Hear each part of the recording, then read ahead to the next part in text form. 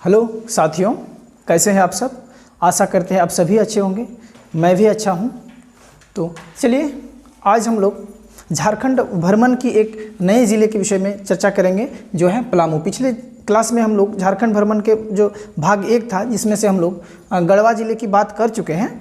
अभी आज के क्लास में हम लोग पलामू ज़िले के को देखेंगे। उसमें क्या क्या महत्वपूर्ण स्थल है, प्रमुख स्थल है, क्या क्या नदियाँ हैं और उसका क्या बोले क्षेत्रफल कितना है, घनत्व कितना है, लिंगानुपात कितना है, वगैरह सारी बात को हम लोग एक एक करके जानेंगे। तो जैसे आप लोग जानते हैं, आप लोग मैप में एक बार देख लीजिएगा कि पलामू का क्षेत्र कहाँ पड़ता है। तो मैप में आप लोग देखिएगा कि ये जो गढ़वा के बाद ही आपका पलामू है, इसके बाद चतरा है उधर।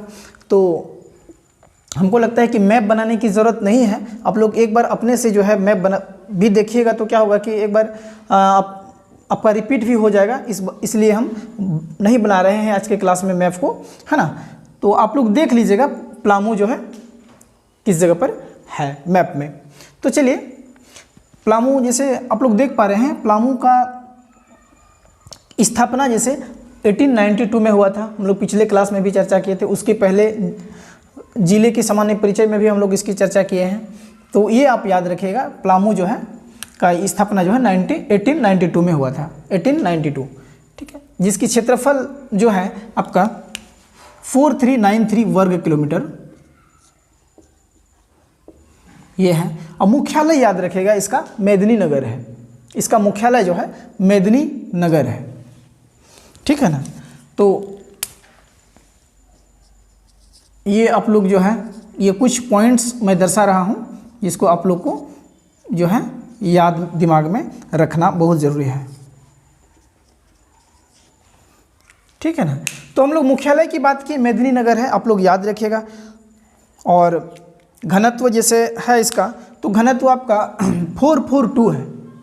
घनत्व मतलब प्रति 1 किलोमीटर पे, प्रति किलोमीटर पर जो है लोगों की जो है क्या घनत्व है, कितने लोग रहते हैं, है ना, इसी को घनत्व बोलते हैं। तो 442 लोग जो हैं प्रति वर्ग किलोमीटर में रहते हैं। मतलब घनत्व यहाँ के अगर देखेंगे तो 442 घनत्व है। फिर लिंगानुपात की बात करेंगे तो 928 है। तो पलामू की लिंगानुपात याद रखिएगा 928 है। उधर हम लोग गढ़वा की अगर बात करेंगे तो कितना था, वहाँ पे 935 था, है ना। इस चीज़ को आप लोग याद रखिएगा। लिंगानुपात हम लोग गढ़वा की बात किए थे तो 935 था, यहाँ पे जो हम लोग बात करते हैं तो 928 था।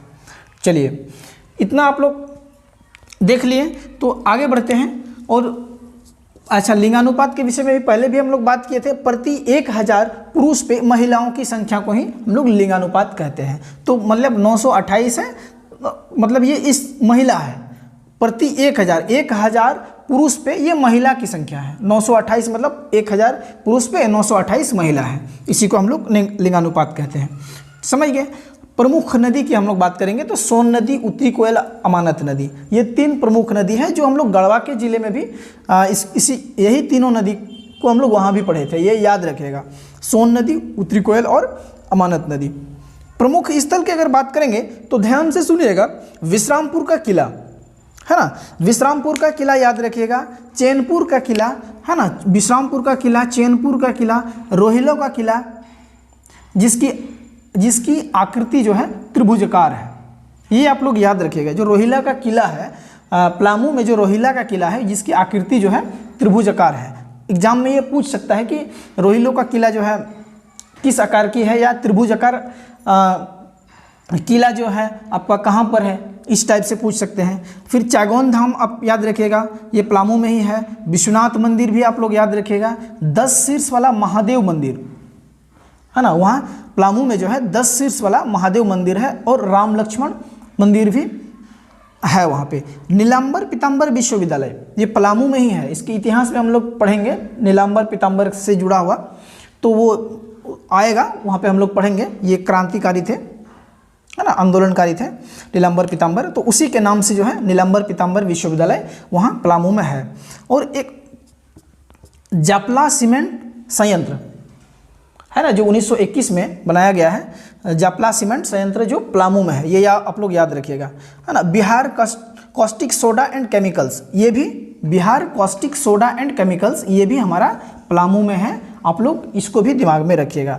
फिर राष्ट्रीय तिलहन शोध एवं विकास संस्थान, ये याद रखिएगा, बहुत इंपॉर्टेंट है। राष्ट्रीय तिलहन शोध एवं विकास संस्थान है ना, ये आप लोग एकदम दिमाग में रखिएगा, पलामू में है। यहाँ से क्वेश्चन बनते हैं, पूछते हैं।